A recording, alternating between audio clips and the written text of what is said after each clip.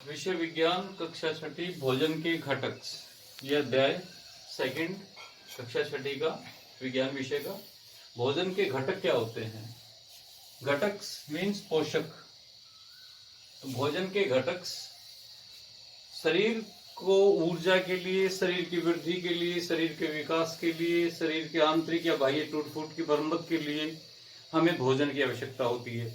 और वही भोजन हमारे शरीर के अंदर जाकर के उनकी पूर्ति करता है, ऊर्जा की पूर्ति करता है, शरीर की वृद्धि एवं विकास करता है तथा टूट फूट की मरम्मत करता है। ये भोजन हम खाद्य पदार्थ के रूप में ग्रहण करते हैं। जो पदार्थ हम खाते हैं उन्हें हम खाद्य पदार्थ कहते हैं। और खाद्य पदार्थ के रूप में हम विभिन्न प्रकार के पोषक तत्वों को ग्रहण करते हैं, पोषक पदार्थों को ग्रहण करते हैं।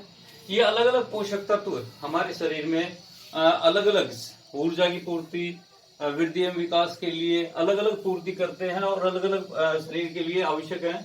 तो ये भोजन के घटक कहलाते हैं। नंबर 1 कार्बोहाइड्रेट्स, 2 वसा, number 3 proteins, number 4 vitamins, number 5 खनिज लवण, वृक्षांश एवं जल। इनको सम्मिलित रूप से पोषक तत्व कहते हैं, पोषक पदार्थ कहते हैं, जो शरीर के लिए आवश्यक है। और इन पोषक पदार्थों से मिलकर के जो भोजन बनता है उस भोजन को संतुलित आहार कहते हैं। अर्थात संतुलित आहार किसे कहते हैं? जिस भोजन में कार्बोहाइड्रेट, वसा, प्रोटीन, विटामिन, खनिज लवण, वृक्षांश उचित अनुपात एवं मात्रा में होते हैं, उस भोजन को हम संतुलित आहार या संतुलित भोजन कहते हैं। कार्बोहाइड्रेट्स के स्रोत क्या है? कार्बोहाइड्रेट किन किन पदार्थों से प्राप्त होता है? जितने भी मीठे फल होते हैं उनमें कार्बोहाइड्रेट की मात्रा होती है। गेहूं, चना, जौ, मक्का, चावल, शकरकंदी, गन्ना, चीनी, आलू आदि के अंदर कार्बोहाइड्रेट पाया जाता है, जो शरीर के अंदर जाकर के ग्लूकोज के रूप में परिवर्तित हो जाता है तथा जिससे शरीर को ऊर्जा प्राप्त होती है। वसा, जितने भी चिकने पदार्थ होते हैं, तेल, घी, मूंगफली, बादाम, अखरोट, जितने तेली या घी वाले पदार्थ, दूध आदि पदार्थ से हमें वसा की प्राप्ति होती है। वसा हमारे शरीर के अंदर जाकर के वसीय अम्ल में परिवर्तित होकर के ऊर्जा प्रदान करती है। तो ये वसा वाले पदार्थ है। कार्बोहाइड्रेट और वसा दोनों प्रकार के जीवों से प्राप्त होती है। पौधों से भी कार्बोहाइड्रेट प्राप्त होता है तथा जंतुओं से भी प्राप्त होता है। और वसा भी पौधे एवं जंतु दोनों से प्राप्त होती है। दूध जंतुओं से प्राप्त होता है जिससे वसा की प्राप्ति होती है।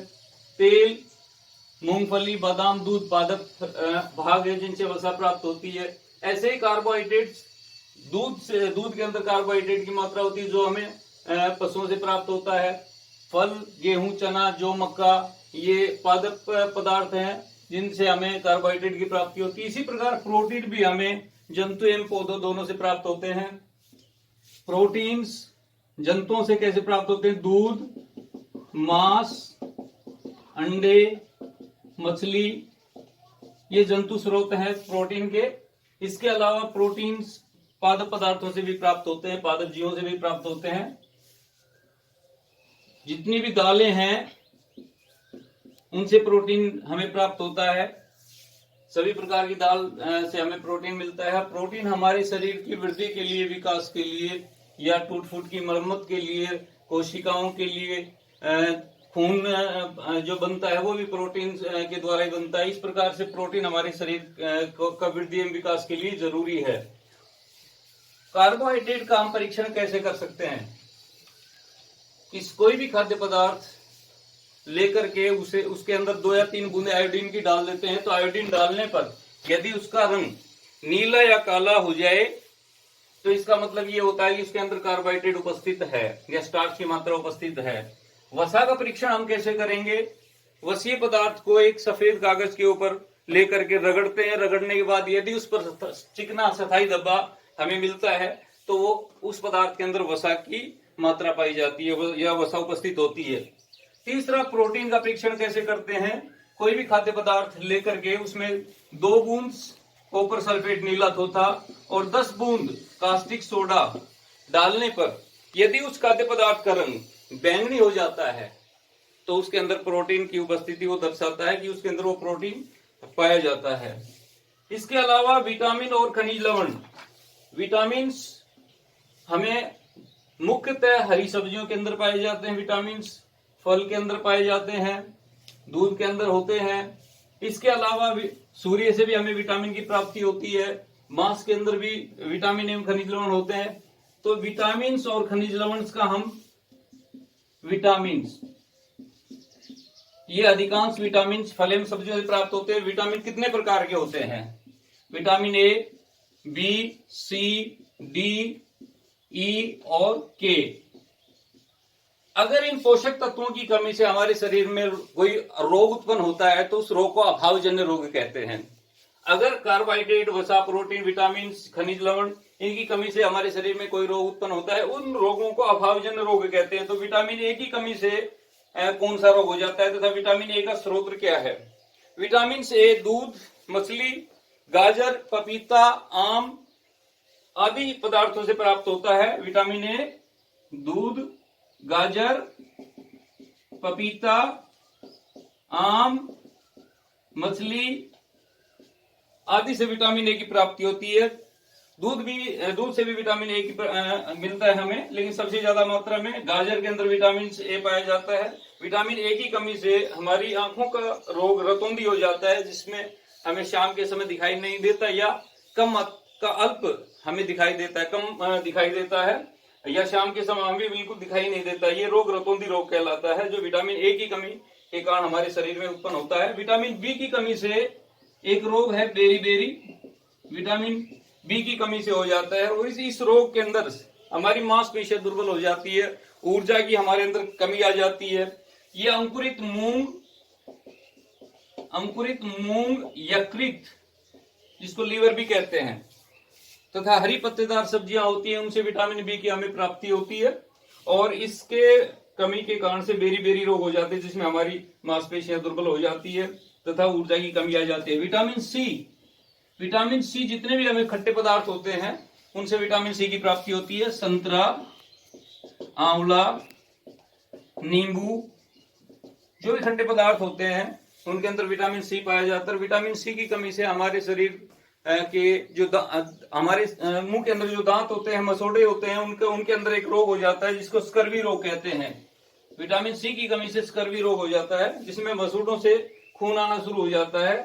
तो इस विटामिन की कमी से हमें स्कर्वी रोग हो जाता है। विटामिन डी, सूर्य की धूप से हमें विटामिन डी की प्राप्ति होती है और विटामिन डी हमारी हड्डियों के लिए बहुत जरूरी है। विटामिन डी की कमी से हमारी हड्डियां कमजोर हो जाती है। सूर्य के अलावा दूध, मक्खन, मछली, अंडा, इनके अंदर भी विटामिन डी होता है, प्रचुर मात्रा में पाया जाता है। और विटामिन डी की कमी से रिकेट्स रोग हो जाते हैं, जिसमें हमारी शरीर की हड्डियां हैं वो कमजोर हो जाती है। विटामिन ई और विटामिन के, और विटामिन के ये भी हरी पत्तेदार सब्जियों में पाया जाता है। विटामिन ई हरी पत्तेदार सब्जियां, बादाम, मूंगफली, अखरोट, गेहूं, सोयाबीन, इनके अंदर विटामिन ई पाया जाता है। और विटामिन ई की कमी के कारण पुरुषों में नपुंसकता एवं स्त्रियों में बांझपन रोग हो जाता है। विटामिन के की कमी के कारण हीमोफीलिया रोग हो जाता है, जिससे हमारे शरीर में खून का थक्का नहीं जमता, लगातार खून बहता रहता है। और ये विटामिन के हरी पत्तेदार सब्जियां, फल, पालक, सलगम, चुकंदर आदि के अंदर ये विटामिन के पाया जाता है। इसके अलावा जो खनिज पदार्थ है उनकी कमी से भी हमारे अंदर रोग उत्पन्न हो जाते हैं।